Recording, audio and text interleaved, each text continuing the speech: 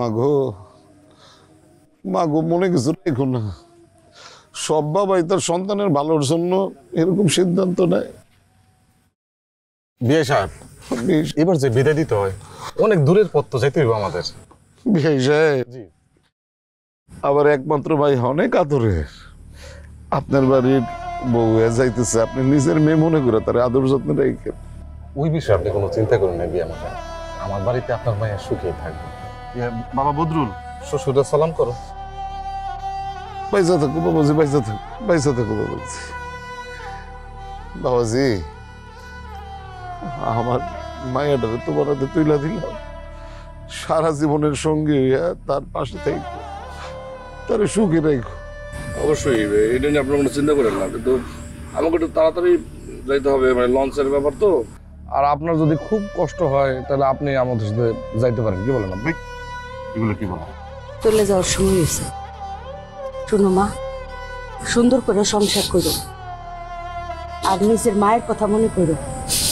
সারাটা জীবন তোমার মা যেমন বুকে পাথর বান্ধা কঠিন হয়ে সংসার করছে, ওইরকম কঠিন হয়ে সংসারটা করবা। কোনো চোখের পানি ফেলাবে না। বিয়ান সাহেব, যা আসম। যা।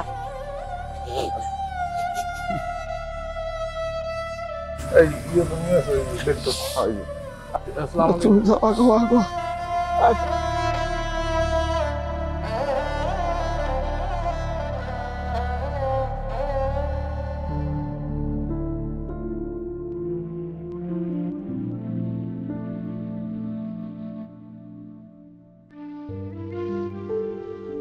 বাড়িটা কেমন যেন খালি খালি হয়ে গেল চাচা।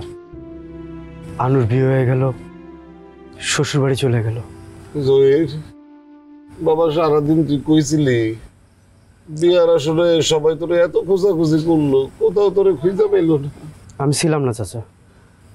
কেন ছিলি না রে বাজান? আমি কেমনে থাকবো চাচা?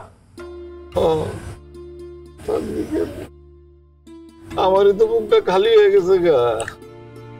সারা জীবন এত একলা একলা লাগে নাই রে বাপ, আজকে আমার পুরা বুক খালি হয়ে গেছে।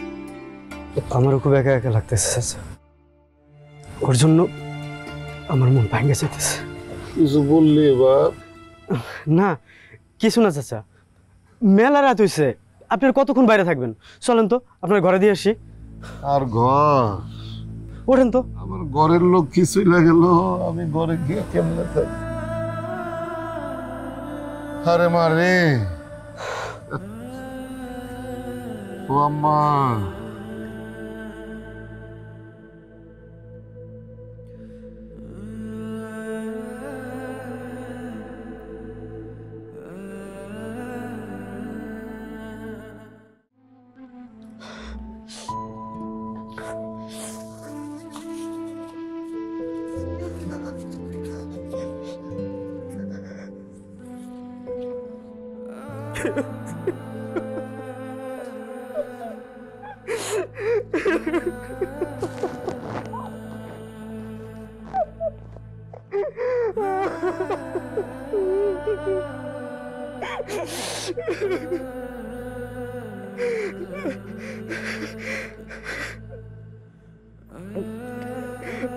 আনু, আনু, আমি তোর অনেক ভালোবাসি আনু, অনেক। কিন্তু কোনোদিন কোনোদিন তোর সামনে যে আমি বলতে পারি নাই আনু, আনু আমি তোর অনেক ভালোবাসি আনু।